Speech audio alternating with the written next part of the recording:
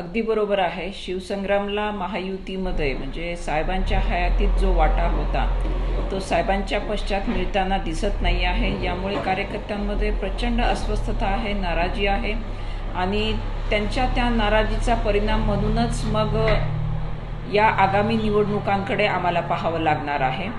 कारण महायुतीचा घटक पक्ष म्हणून आम्ही महानगरपालिका आणि नगरपालिकांमध्ये महाराष्ट्रात जिथे जिथे शक्य होईल तिथे भाजपा किंवा राष्ट्रवादी काँग्रेस अजित पवार गटासोबत आम्ही काम केलेलं आहे. तसं असतानाही शिवसंग्रामच्या वाट्याला उपेक्षाच येते आहे. त्यामुळे कार्यकर्त्यांमध्ये प्रचंड अस्वस्थता आहे आणि ही फक्त एका जिल्ह्यातली परिस्थिती नाही तर प्रत्येक जिल्ह्यातला हा शिवसंग्रामचा कार्यकर्ता याच मनोभूमिकेमध्ये आहे की साहेबांच्या पश्चामध्ये आपली दखल घेतली जात नसेल तर आपल्याला काहीतरी वेगळा विचार न करता निवडणुकीच्या माध्यमातून आपली ताकद आपल्याला दाखवावी लागेल. काय विचार केलाय शिवसंग्रामने आता महायुतीतून बाहेर पडायचं ठरवलंय? सत्तेत जर सन्मान मिळाला तर पुढची काय दिशा राहणार आणि तिकडे चर्चा सुद्धा सुरू आहे की इतर पक्ष विलीनीकरणामध्ये जातात. तसं काही विचार शिवसंग्रामचा आहे? एक लक्षात घेतलं पाहिजे की शिवसंग्राम हे एक सामाजिक संघटन आहे आणि त्या सामाजिक संघटनाचा एक राजकीय पक्ष आहे. त्यामुळे ह्या सामाजिक संघटनाच्या माध्यमातून राजकारण करत असताना म्हणजे समाजकारणातून राजकारण करत असताना केव्हाही या कार्यकर्त्यांना ज्या विस्थापितांना नेतृत्वाची संधी आजपर्यंत शिवसंग्रामच्या माध्यमातून मिळालेली आहे त्याच विस्थापितांना परत एकदा राजकारणाच्या माध्यमातून संधी देण्यासाठी आम्हाला समाजकारण करत असताना राजकारण करणं भाग आहे. आणि कुठलाही प्रबळ म्हणजे जसं आपण म्हणालात की वेगवेगळ्या पक्षांची आता आपण भूमिका बघतोच आहोत गेल्या काही दिवसांमध्ये, तसं न करता विस्थापितांना संधी देण्यासाठी शिवसंग्राम आपलं अस्तित्व कायम राखून राजकारण करण्यावरती ठाम आहे. अल्टिमेटम आहे महायुतीला, काय इशारा आहे तुमचा? तुम्ही आक्रमक दिसते का? आम्ही निश्चितच महायुतीला हे पोचवतो आहोत आमचं मत की आमच्या कार्यकर्त्यांना कुठेतरी आम्हाला स्थिर सावर करण्यासाठी महायुतीने सन्मानजनक आणि आम्ही निश्चितच हे म्हणतो आहोत की मेटे साहेबांच्या पश्चातची शिवसंग्राम निश्चितच वेगळी आहे. परंतु याचा अर्थ असा नव्हे की गावोगावी विखुरलेला जो आमचा केडर बेस आहे तो आमचा नाहीसा झालेला आहे. खरं तर एक बाब लक्षात घेतली पाहिजे की निष्ठा काय असते आणि स्वाभिमान काय असतो याचं जर उदाहरण विचारायचं असेल तर मी म्हणेन की हे शिवसंग्रामचे मावळे आहेत. त्यामुळे महायुतीला या निमित्ताने आम्ही एक नम्र आवाहन करतो आहोत की शिवसंग्रामला योग्य तो वाटा देण्याच्या दृष्टिकोनातून आगामी काळामध्ये पावलं उचलली गेली पाहिजेत, अन्यथा या कार्यकर्त्यांच्या मानसिकतेला थोपवणं अवघड होईल.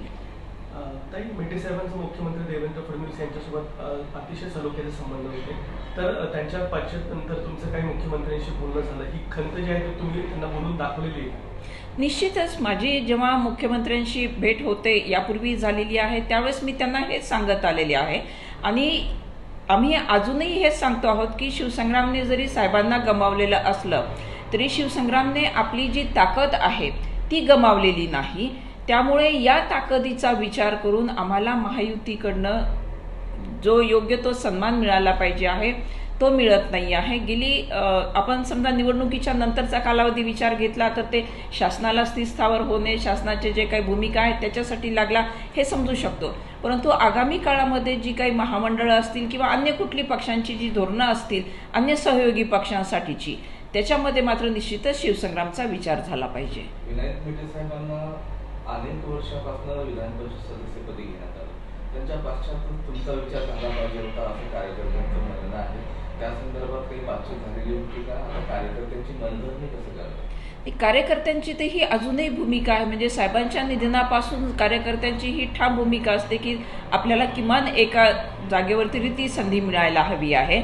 आणि जेव्हा जेव्हा विधान परिषदा निवडणुका येतात तेव्हा कार्यकर्त्यांची हीच भूमिका असते, अस्वस्थता येते त्यांच्यामध्ये आणि जेव्हा आपल्याला संधी मिळत नाहीये हे लक्षात येतं तेव्हा मग ते प्रश्न करायला लागतात की मग आपण काय मिळवतो आहोत.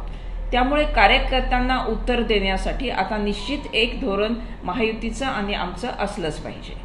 भविष्यामध्ये जर महायुतीनं जर शब्द पाळला नाही, वेगळी स्वतंत्र भूमिका असणार? महायुती हा शब्द पाळेल किंवा महायुती एक वेगळी भूमिका शिवसंग्रामच्या बाबतीत घेईल हा आशावाद आम्हाला अजूनही आहे.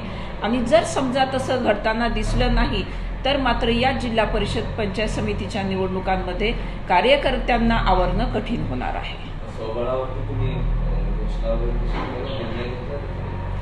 अद्याप आम्ही स्वबळावरती लढण्याचा निर्णय घेतलेला नाही. कारण आपल्या सगळ्यांना आठवत असेल की बीड नगरपालिकेमध्ये आम्ही राष्ट्रवादी अजित पवार गटासोबत लढलो होतो. त्याही वेळेस आम्हाला जी आश्वासनं देण्यात आलेली होती त्या आश्वासनांची पूर्तता झालेली नाही.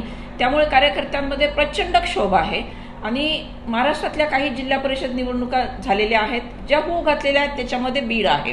त्यामुळे नगरपालिकेमध्ये दिलेला शब्द पाळला न गेल्यामुळे कार्यकर्त्यांमधली अस्वस्थता ही त्यांच्या उद्रेकामध्ये परावर्तित होऊ नये यासाठी आमचं महायुतीला परत एकदा आवाहन असेल की शिवसंग्रामचा सन्मानजनक विचार केला जावा. अन्यथा जिल्हा परिषद पंचायत समिती निवडणुकांमध्ये आम्ही आमची भूमिका जी घेऊन पुढे जाऊ त्याचा फटका महायुतीला बसल्याशिवाय राहणार नाही.